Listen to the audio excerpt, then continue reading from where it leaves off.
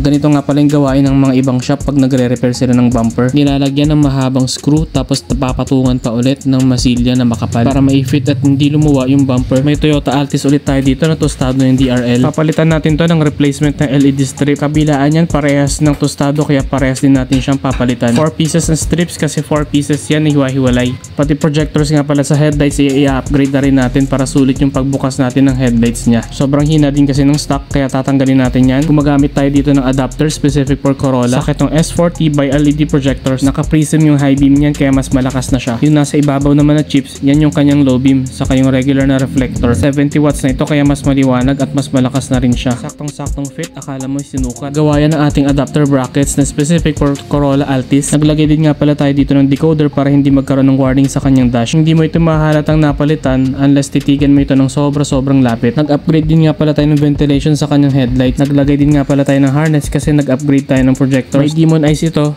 pero detachable yung connector para pwedeng tanggalin pagka may checkpoint. Working pa din yung leveler ng kanyang headlight. Mayroon kasi itong knob sa loob ng sasakyan na pwede niya i-adjust pataas or pababa yung tutok ng kanyang headlight. 2,000 lux at 8 meters nga pala ang lux reading ng S40 by LED projectors. At ito na yung kinalabasan ng sasakyan na ginawa natin. Kahit ilang beses kung kumbinsihin na gawing white o kaya amber yung Demon Eyes, red pa rin talaga yung gusto ni sir kaya yun yung lagay natin. May turn signal function na nga pala yung DRL na pinalit natin dito. May switchback function kaya bumabalik sa color white pagkatapos gumamit ng turn signal. Naka-Corolla ka rin ba or may kakilala ka naka-Corolla?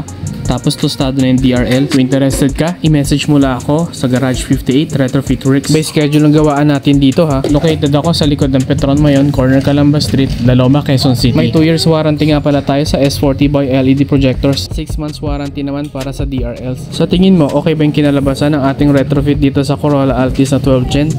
Paki-comment down below. Thank you for watching.